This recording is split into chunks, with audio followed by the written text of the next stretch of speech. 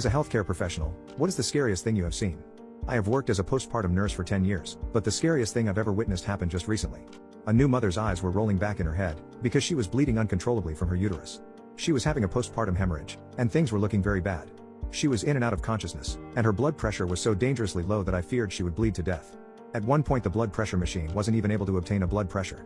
It was just alarming loudly and displaying an error message. Prior to that her systolic blood pressure had only been in the 60s. A normal systolic blood pressure is 120s. The woman was dying before my eyes, and I knew that if we didn't get blood in her quickly we would be coding her soon.